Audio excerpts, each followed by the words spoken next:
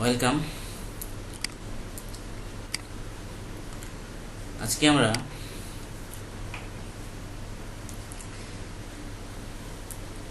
Local হোস্টে কিভাবে জুমলা install করতে হয় সে বিষয়ে জানব।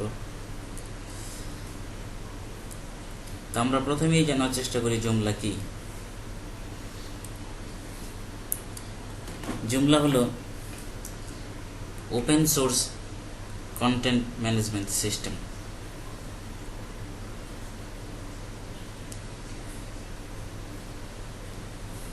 যেখানে আমরা কোনো প্রকার কোডিং গান ছাড়াই যে কোনো ধরনের ডায়নামিক ওয়েব পেজ তৈরি করতে পারি।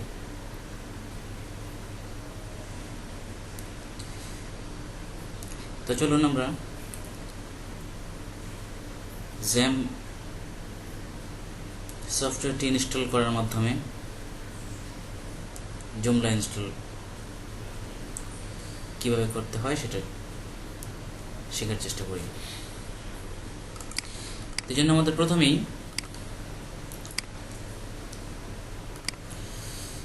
গুগলে গিয়ে আপনারা যদি জ্যাম্প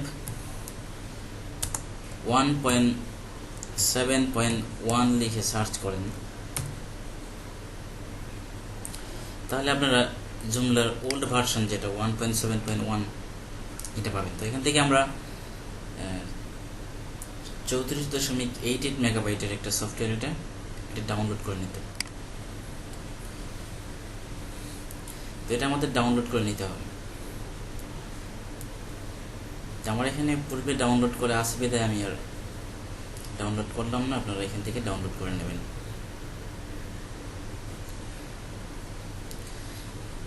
তো ডাউনলোড করার পর আমাদেরকে জ্যাম্প সফটওয়্যারটা ইনস্টল করতে হবে এবং জ্যাম্প অন্যান্য সফটওয়্যারের মতোই একই প্রকার ইনস্টল করার পর আমাদের এখানে সফটওয়্যারটা রানিং হবে। আপনারা একটু খেয়াল করুন, আমরা যদি একটু খেয়াল করি আমাদের এখানে কিন্তু দেখুন ডিফল্ট এটা অ্যাপাচি এবং মাইএসকিউএল রানিং থাকতেও পারে, আবার নাও থাকতে পারে। তো সেক্ষেত্রে আমাদের অ্যাপাচি এবং মাইএসকিউএল দুটোকে স্টার্ট করে দিতে হবে।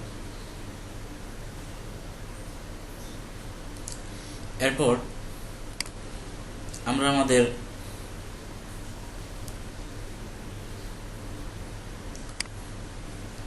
জ্যাম্প ফোল্ডারের একটা বিষয় খেয়াল রাখবেন, আমরা যখন জ্যাম্প ফোল্ডার সফটওয়্যারটা ইনস্টল করব তখন ডিফল্টভাবে সেটা লোকাল ড্রাইভের মধ্যে ইনস্টল হয়। আমরা লোকাল ড্রাইভের জ্যাম্প ফোল্ডার থেকে যাব htdocs ফোল্ডারে এবং সেখানে গিয়ে আমরা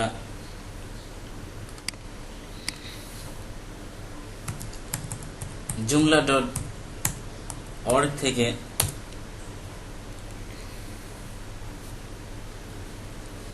আমাদের জুমলার ডাউনলোড করা ফোল্ডারটিকে আমাদের প্রথমেই এখান থেকে জুমলাটাকে ডাউনলোড করে নিতে হবে। নেওয়ার পর আমরা আমাদের ফোল্ডারটা থাকবে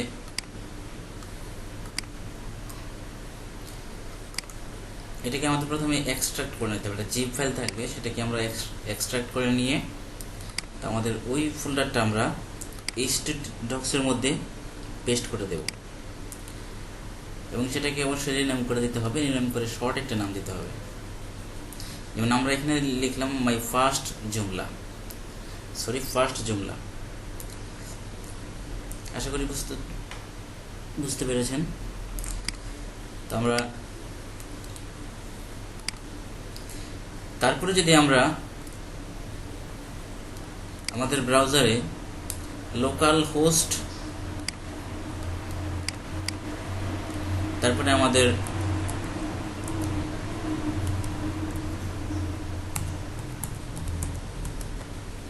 যে ফোল্ডারটার যে নাম দিয়েছি আমরা ফার্স্ট জুমলা, সেটা লিখে যদি আমরা এন্টার প্রেস করি তাহলে আমরা আমাদের ব্রাউজারে এরকম একটা ইন্টারফেস আসবে, আমাদের সার্ভারে জুমলা ইনস্টলেশন প্রক্রিয়া শুরু হয়ে যাবে। তো এখানে খেয়াল করুন, ল্যাঙ্গুয়েজটা ডিফল্টভাবে ইংলিশ সিলেক্ট করা আছে। আমরা এখানে চাইলে এই যে খেয়াল করুন বেঙ্গলিও সিলেক্ট করে দিতে পারি। তো এখানে ইউনাইটেড স্টেটসের ইংরেজি থাকাটাই বেটার। আমরা এখন নেক্সটে ক্লিক করি। তারপর খেয়াল করুন এখানে প্রি ইনস্টলেশন চেক, এখানে সবগুলো ইয়েস থাকতে হবে। এখানে কোনো একটি বিষয় নো থাকলে আমাদের এখানে পিএইচপি ভার্সন থেকে শুরু করে zip compression support, XML support, database support সবগুলো আমাদের ইয়েস থাকতে হবে। তাহলে আমরা বুঝতে পারবো আমাদের প্রি ইনস্টলেশন ঠিক আছে। তারপর আমরা নেক্সটে ক্লিক করব। তো এখানে আমাদের লাইসেন্স বাবদ কিছু কথা লেখা আছে, তো আপনারা এগুলো পড়ে নেবেন। তারপরে আমরা নেক্সটে ক্লিক করব। নেক্সটে ক্লিক করার পর আমাদের সামনে যে ইন্টারফেসটা আসবে সেটা একটু খেয়াল করবেন।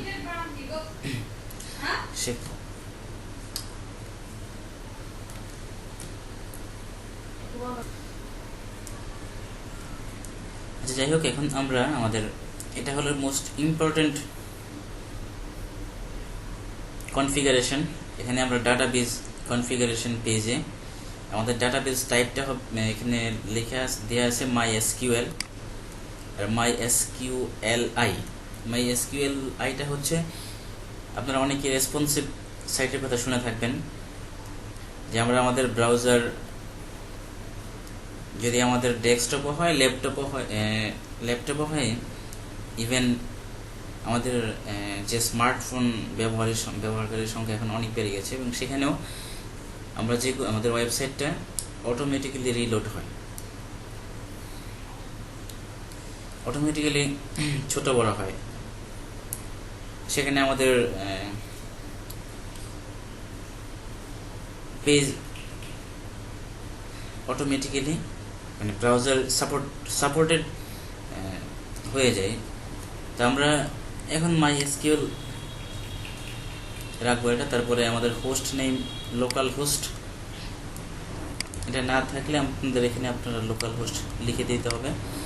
ইউজার নেম ডিফল্টভাবে রুট, লোকাল হোস্টের user name root, password blank থাকে, এটা আমাদের ইচ্ছে দেওয়ার দরকার নেই। তারপর ডাটাবেস নেম আপনারা যে কোনো একটা কিছু দিয়ে দেবেন, আমরা এখানে ফার্স্ট ডিবি দিলাম। তারপর টেবিল প্রিফিক্স আপনারা এটা চেঞ্জ করে দিতে পারেন, এবং এটার শেষে অবশ্যই আন্ডারস্কোর থাকতে হবে। ওল্ড ডাটাবেস প্রসেস, এটা এখানে ব্যাকআপে ক্লিক করা আছে। এটা ব্যাকআপটা হলো আপনার আমাদের যদি আগে একটা ডাটাবেস থাকে সেই ব্যাকআপটাকে রেখে সে আলাদা একটা নতুন একটা ডাটাবেস ক্রিয়েট করবে, এবং রিমুভ দিলে আগে মানে ডাটাবেসটা ডিলিট করে সে নতুন ডাটাবেস কনফিগারেশন করবে। আচ্ছা, আমরা এখন নেক্সটে ক্লিক করব।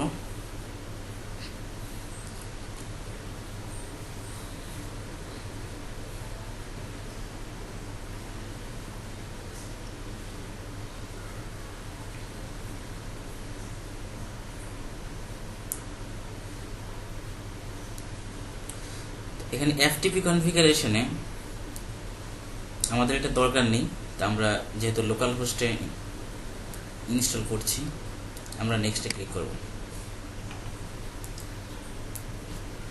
এখানে আমরা আমাদের সাইট নেমটা দিয়ে দেব। আমরা সাইট নেমটা আমাদের যেটা আমরা দিয়ে দিই লার্ন জুমলা, তারপরে আমাদের ইমেল দিতে হবে, ইমেল অ্যাড্রেস। আমরা একটা ইমেল অ্যাড্রেস দিয়ে দিই।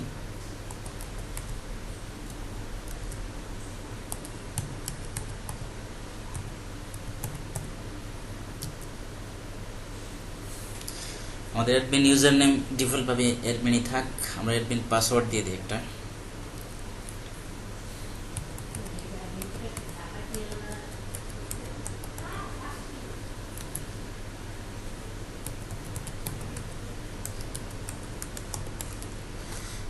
তারপর আমাদের এখানে ডিফল্টভাবে আর কিছু করা দরকার নেই। আমাদের এখানে স্যাম্পল ডাটার সেট যেটা আছে সেটা আমরা ইনস্টল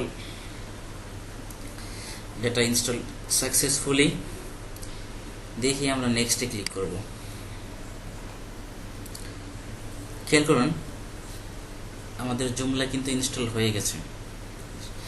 তারপর আমাদের এখানে একটা বিষয় খেয়াল করুন, please remember to completely remove the installation folder, you will not be able to proceed beyond this point. আমরা এখন রিমুভ ইনস্টলেশনে চেক করলে আমাদের ওই ফোল্ডারটা ডিলিট হয়ে যাবে।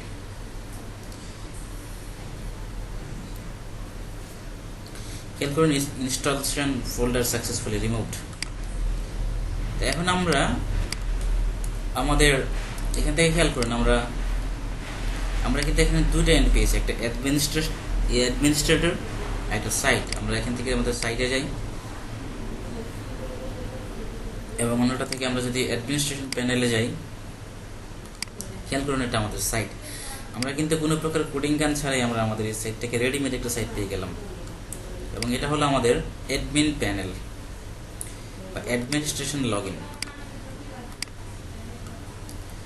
তো আজকে এই পর্যন্তই। আগামীতে আমরা অ্যাডমিনিস্ট্রেশন প্যানেলের ব্যাক এন্ডের কিছু কাজ দেখব। ধন্যবাদ সবাইকে।